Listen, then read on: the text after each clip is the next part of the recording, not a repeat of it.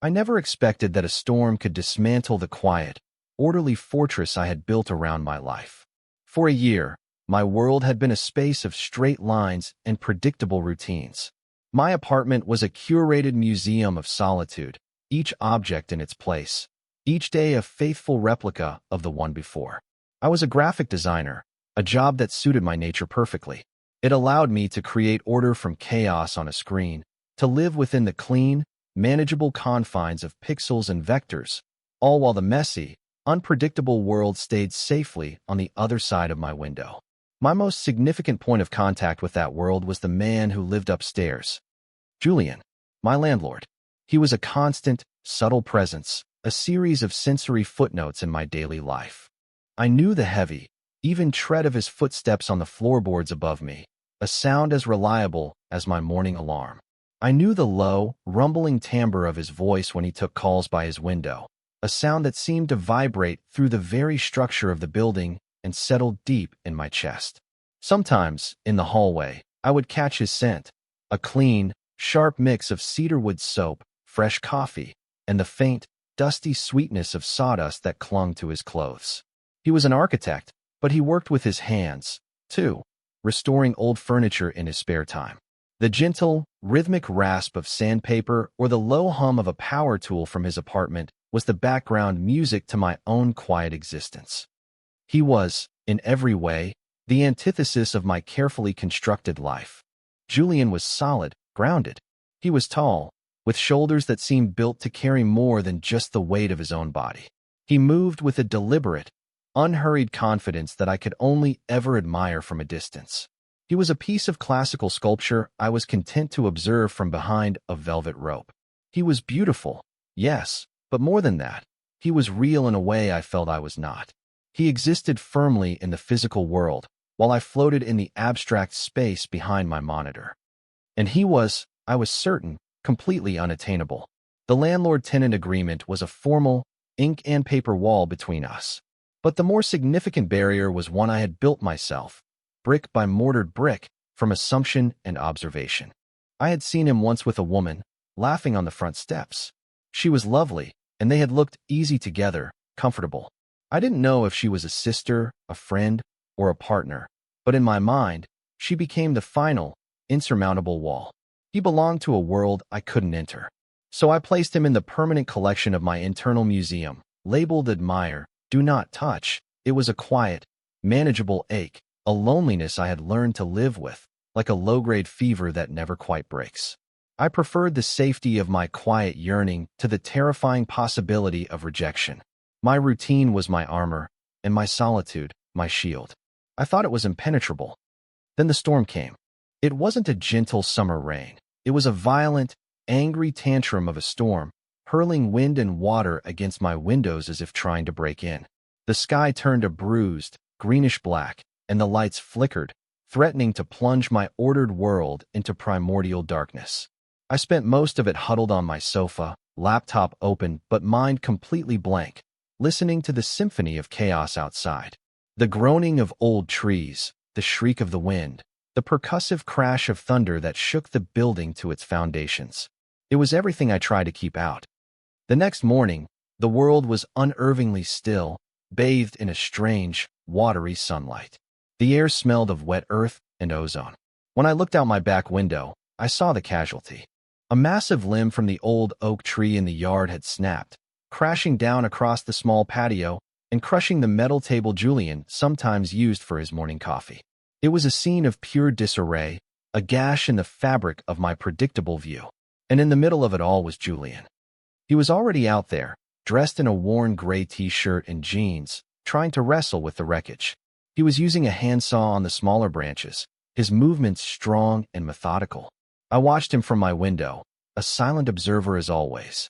The muscles in his back and shoulders coiled and released with each pull of the saw. Even in the face of this chaos, he seemed so capable, so in control. I felt a familiar pang of admiration, that quiet, hopeless ache. I was about to turn back to my own world, to the waiting glow of my computer screen, when I saw him stop.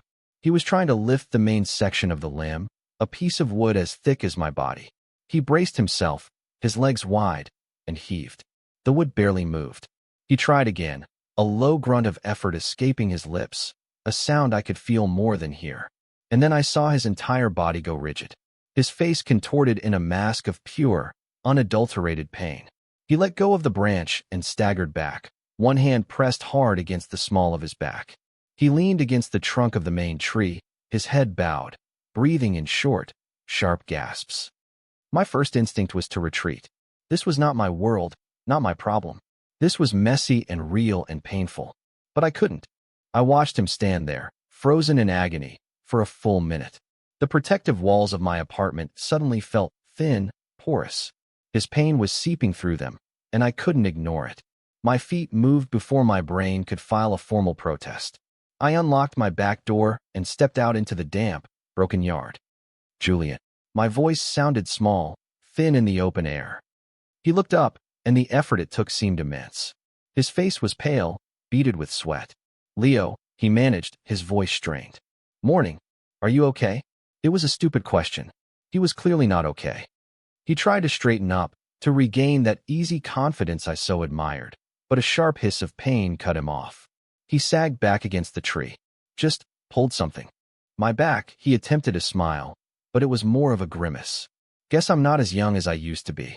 You shouldn't be lifting that alone, I said, my own anxiety making my words sound clipped, almost scolding. Yeah, I'm getting that message loud and clear now, he breathed. He tried to take a step toward his own back door and froze again, his eyes squeezing shut. Okay, wow, that's not good. The silence stretched between us, thick with his pain and my indecision. My mind was racing, a frantic search for the correct protocol. Do I call someone? Do I help him inside? Do I retreat back to the safety of my own apartment and pretend I saw nothing? But the sight of him, so strong and capable just moments before, now so completely vulnerable, overrode my instinct for self-preservation. I might be able to help, I heard myself say. The words felt foreign in my mouth. He looked at me, his expression a mixture of surprise and desperation. How? I took a deep breath, the confession feeling strangely intimate. I went to school for physical therapy for a couple of years. Before I switched to design, it was a part of my life I rarely mentioned, a ghost of a different, more hands-on person I might have been. I remember some things. Basic massage, how to deal with muscle spasms. If it's a bad strain, I might be able to help it release. He stared at me, his gaze intense. I could see the battle in his eyes, the instinct to refuse help, to maintain his self-sufficiency, warring with the sheer agony he was in. The pain won. Anything, he rasped. Right now, I'd try anything. And just like that, the storm outside was over, but a new one had just begun, right inside the four walls of my meticulously ordered home. I was helping him inside, my hand hovering awkwardly near his arm, not quite daring to touch him, but wanting to offer support. He was leaning heavily on the doorframe, each step a monumental effort. The chaos of the backyard had followed us in. Julian, the embodiment of the unpredictable, messy world I tried so hard to keep at bay, was now standing in the center of my sanctuary. His pained breathing was the only sound in the room, a stark contrast to the usual quiet hum of my computer. The scent of him, rain-dampened earth, sweat, and that familiar cedar wood, filled my small, sterile space, overwhelming the subtle fragrance of my green tea. The carefully curated museum of my life had just acquired a new exhibit, one that was alive and breathing and in pain. And I, the quiet curator, had no idea what to do with him. The first challenge was logistics. My apartment, my fortress, was not designed for this. It was a space for one person, for quiet contemplation and digital work. There was no comfortable place for a man of Julian's size, in his condition, to lie down. My sofa was stylish but unforgiving. My bed was my most private space, a line I wasn't ready to cross. The floor might be best, I said, the words feeling clumsy. On something soft. It's firm, which is better for your back. He just nodded, his face still tight with pain. He looked around my living room, and I saw it for the first time through his eyes. The perfectly aligned books on the shelf, the single, minimalist print on the wall, the stark neatness of it all. I felt a sudden, sharp pang of self-consciousness. It looked less like a home and more like a sterile display. I retrieved my thick yoga mat from the closet, a relic from a brief, failed attempt at finding inner peace through stretching. I rolled it out on the floor, the black rubber a stark slash across my pale wooden floorboards. Then I grabbed a pillow from my sofa and a clean, folded towel from the linen closet. The towel was a dark gray, soft and worn. The domesticity of the objects felt intensely strange in this context. "Okay," I said, my voice betraying a tremor of nerves. "You'll need to, take off your shirt and lie on your stomach." He moved slowly, carefully, unbuttoning the flannel he'd thrown on before coming out. Each small movement seemed to cost him. When he shrugged it off, my breath caught in my throat. I had seen him in t-shirts, of course, but this was different. The soft light from the window traced the lines of his shoulders and the broad, strong expanse of his back. It was the back I had seen from my window, but now it was here, inches away from me. It was a landscape of muscle and skin, and I was about to touch it. My heart began a frantic, panic drumming against my ribs. He lowered himself onto the mat with a pained groan, arranging himself on his stomach and resting his head on his folded arms. I draped the gray towel over his lower back and waist, the fabric a necessary barrier, a thin shield for my own spiraling anxiety. The room fell silent again, except for the sound of his ragged breathing. I could feel the invisible pressure of the moment, the weight of his trust. He was completely vulnerable, lying on the floor of my home, waiting for me to help him. The ordered world I had so carefully maintained was gone, replaced by this charged, terrifying, and intensely intimate reality. I knelt beside him, my knees protesting on the hard floor. For a moment, I just stayed there, my hands hovering in the air above his back. It felt like standing on the edge of a cliff. My mind was a whirlwind of forgotten anatomical charts, clinical instructions, and a screaming, primal fear of doing the wrong thing, of hurting him, of revealing too much of myself with a single touch. "I don't have any oil or lotion," I said, my voice barely a whisper. My throat was dry. "It's fine," he murmured into his arms, his voice muffled. "Whatever you can do." I took a shaky breath and placed my hands on his shoulders. The contact was like a jolt of electricity. His skin was warm, alive beneath my palms. It was a solid, grounding warmth that seemed to travel up my arms and settle directly in my chest. All the abstract observations, all the quiet yearning from a distance, collapsed into this single, overwhelming point of contact. This was not a sculpture in a museum. This was a living, breathing man. His muscles were tense, bunched up like knots of thick rope under my fingers. The sheer reality of him was staggering. I tried to force my mind back into a clinical space, to remember the detached professionalism I'd been taught. I began with slow, broad strokes, warming up the muscles of his upper back. My hands learned the geography of him, the ridges of his spine, the sweep of his shoulder blades. The initial shock began to subside, replaced by a deep, intense focus. The world shrank until it was only the space beneath my hands. The scent of his skin, clean and warm, rose up to meet me.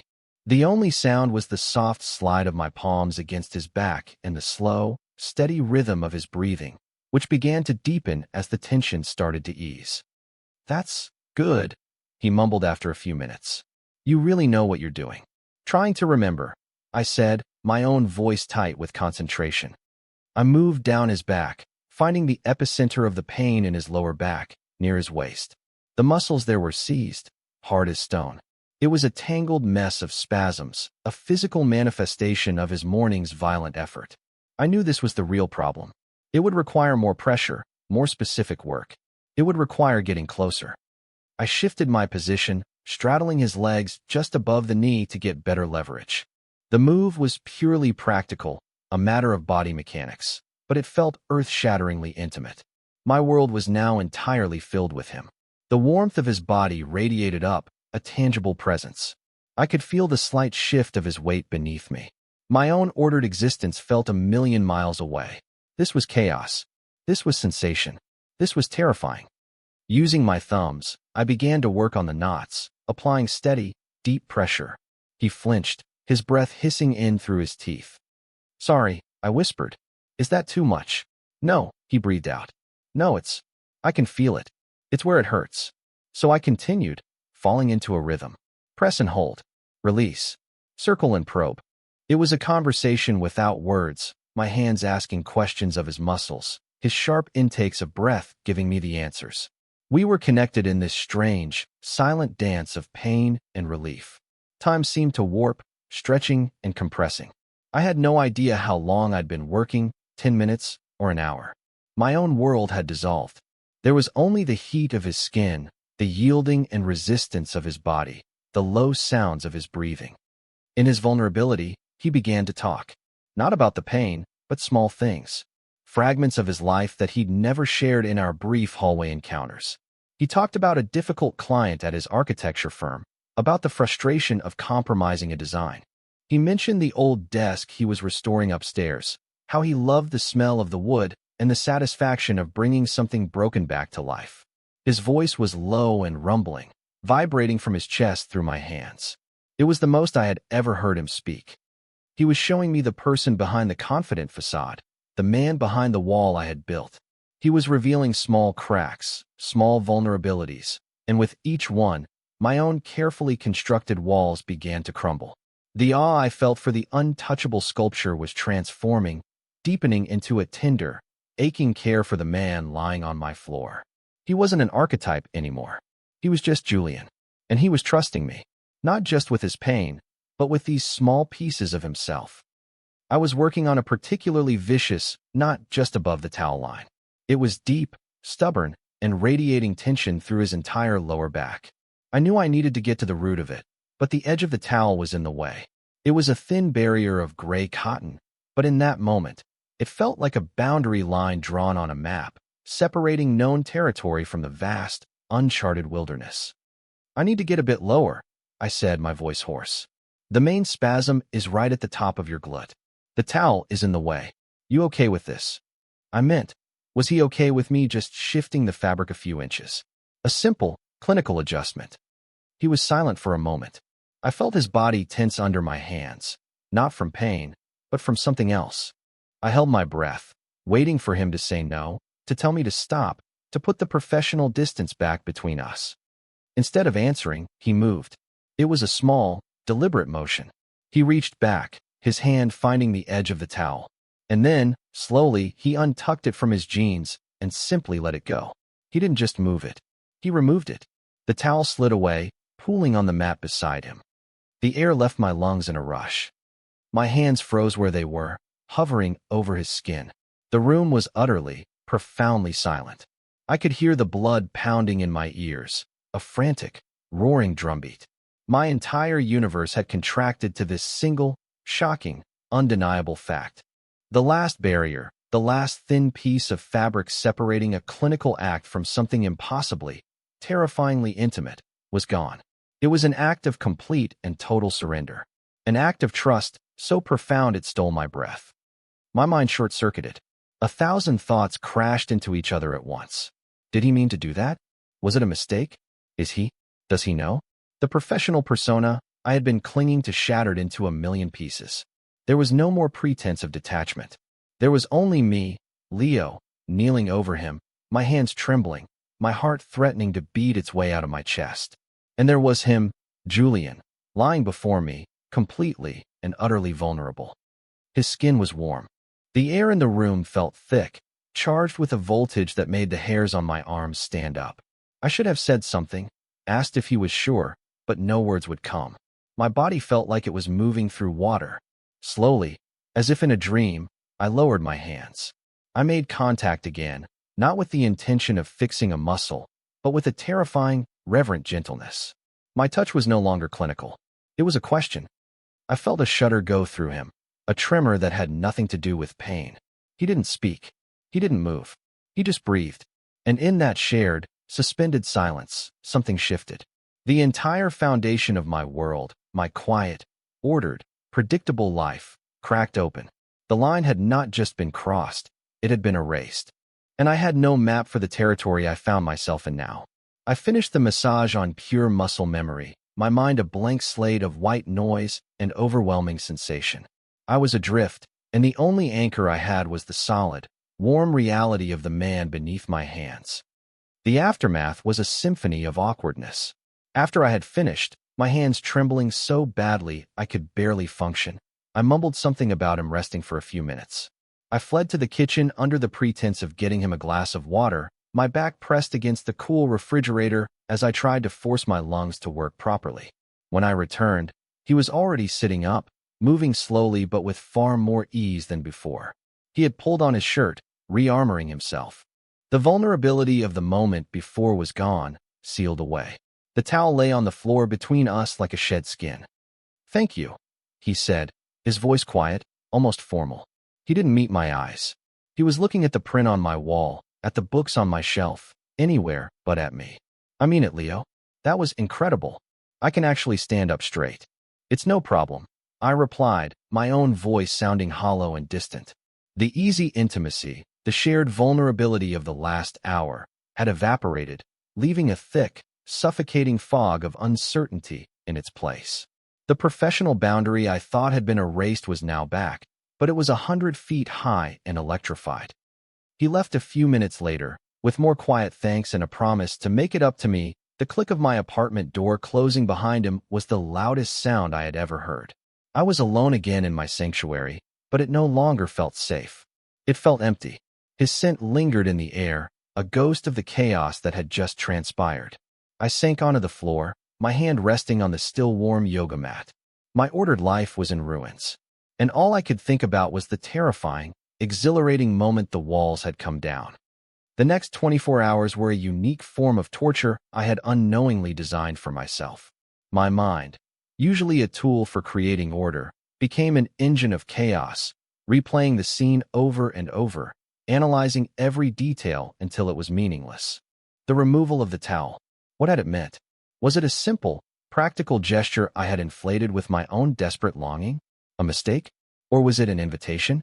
The thought was so terrifyingly hopeful that I immediately crushed it. No, I had to be wrong. I had misread everything. I was a connoisseur of anxiety, but this was a masterclass. Every creak of the floorboards from his apartment upstairs was a judgment. Every time I heard his footsteps, my stomach plummeted. I imagined him up there, regretting his moment of vulnerability, feeling embarrassed or, worse, repulsed. I had touched him in a way that was far beyond the bounds of a landlord and a tenant, beyond a neighborly favor. I had seen him laid bare, and in my own mind, I had crossed a line he hadn't even known was there. I had projected all my secret feelings onto a simple act of desperation on his part. I had made it something it wasn't. He was acting distant. I knew it. When I passed him on the stairs that afternoon, he gave me a tight, polite smile and a quick nod before hurrying past.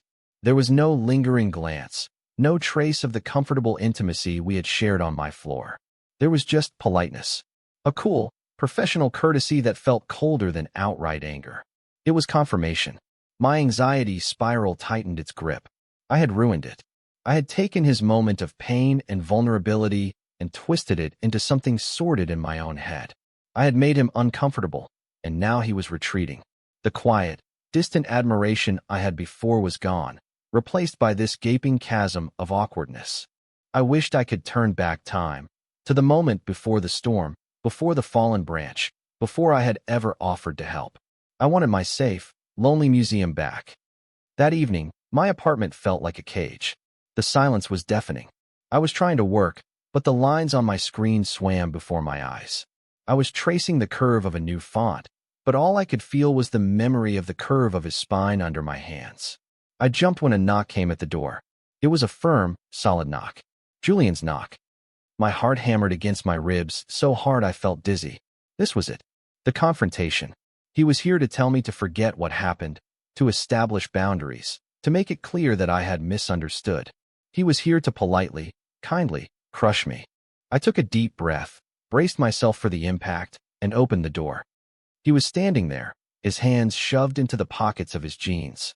He looked nervous. The easy confidence was gone. He was avoiding my eyes, his gaze fixed on a point just over my shoulder. "Hey," he said, his voice low. Can we talk for a minute?" The dreaded words. "We need to talk." It was the prologue to every bad ending. I stepped back, holding the door open in a gesture of numb invitation. He walked in, and my apartment seemed to shrink around him again. He didn't sit. He just stood in the middle of the room, near the spot where the yoga mat had been. The air was thick with unspoken words. "My back is a million times better," he started, his voice still quiet, still aimed at the wall behind me. Seriously, Leo, you have magic hands or something. I can't thank you enough. It was nothing, I managed to say, the words feeling like dust in my mouth. I waited for the, but, thank you, but that was weird. Thank you, but let's not do that again. He finally looked at me. His eyes were dark, his expression unreadable. It wasn't nothing, he said softly. And I think I made things weird yesterday. I've been weird all day. I just nodded, my throat too tight to speak. Here it comes. I'm sorry if I made you uncomfortable, he said, and the words were so completely the opposite of what I expected that my brain stalled. You made me uncomfortable? I asked, the question coming out as a surprised squeak. He ran a hand through his hair, a gesture of pure anxiety that was so unlike him it was jarring. Yeah, With the towel, he took a breath. I wasn't trying to be weird. In that moment, I don't know. I trusted you. And then afterwards, I completely freaked out. My mind was struggling to keep up. He had freaked out? What? I've been trying to figure out how to say this all day, he continued, his gaze finally locking with mine. It was intense, vulnerable. For a while now, for months, actually, I felt this thing, this pull. Every time I see you in the hall or hear you moving around down here, I didn't know what to do with it. I kept telling myself it was nothing. The floor seemed to tilt beneath my feet. The narrative I had written, the one where I was the secret admirer and he was the unattainable straight man, was dissolving in real time. I saw you with someone. I blurted out, the words escaping before I could stop them. A woman. On the steps. A look of confusion crossed his face, and then dawning realization. My sister, he asked. Sarah? She was visiting from out of town. He let out a short, humorless laugh. God, is that what you thought? I could only nod, feeling my face flush with heat. All this time, all those bricks in the wall I had built were made of nothing but my own assumptions. Leo, he said, and he took a step closer. The space between us shrank. Yesterday, when your hands were on me, it wasn't just about my back. It was everything I've been trying to ignore. I couldn't ignore it anymore. It was too much, and it scared the hell out of me. So I pulled away. I'm sorry. I was a coward. Relief washed over me in a wave so powerful it almost brought me to my knees.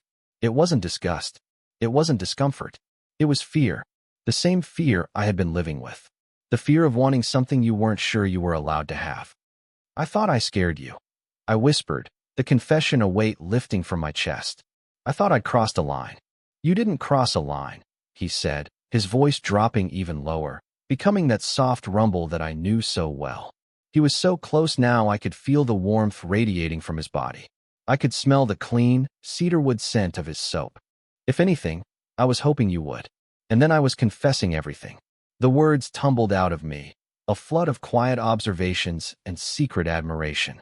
I told him about listening for his footsteps, about recognizing the sound of his voice, about the museum I had built for him in my head.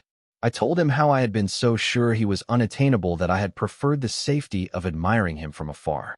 As I spoke, I saw his expression soften, the anxiety draining from his face to be replaced by a look of sheer, unadulterated tenderness. When I finally ran out of words, the silence that fell was not awkward or heavy. It was soft, full of understanding. So we've both been idiots, he said, a small, genuine smile finally gracing his lips. It transformed his whole face. Yeah, I breathed, a laugh bubbling up in my chest, full of relief and disbelief. Massive idiots. He closed the remaining distance between us. He raised his hand, not to my back this time, but to my face. His fingers were warm against my cheek, his thumb gently stroking my jaw. It was a touch so full of care it made my eyes burn. No more admiring from a distance, he asked softly, his voice a low question that vibrated through my entire being. No more distance, I whispered back. And then he kissed me. It was nothing like the frantic, uncertain energy that had filled the room the day before. This was slow and sure and deep. It was a kiss of profound relief, of mutual understanding. It tasted of hope and a quiet, joyful surrender. It wasn't the crashing chaos of a storm. It was the quiet, steady feeling of coming home. All the walls I had built, all the meticulous order, all the lonely routines, they hadn't protected me. They had imprisoned me. And in his arms, in the beautiful, unpredictable chaos of this moment, I was finally, breathtakingly, free. The days that followed were a quiet revelation. We didn't announce our new reality to the world. We simply began to inhabit it.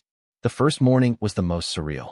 I woke to the scent of coffee, a richer, darker roast than my own. I walked into my kitchen to find Julian standing at my counter, shirtless, wearing a pair of sweatpants, looking as if he had belonged there all along. He turned and gave me that slow, easy smile, the one I now knew was just for me. "Morning," he rumbled, holding out a mug. Figured the guy with the magic hands deserved coffee in bed. Or, at least, coffee in kitchen. The simple domesticity of it was more intimate than anything that had happened before. We drank our coffee in comfortable silence, our shoulders brushing. The barrier between our two apartments, the floor and ceiling that had once seemed so absolute, had dissolved. His world and my world were bleeding into one another, creating a new shared space.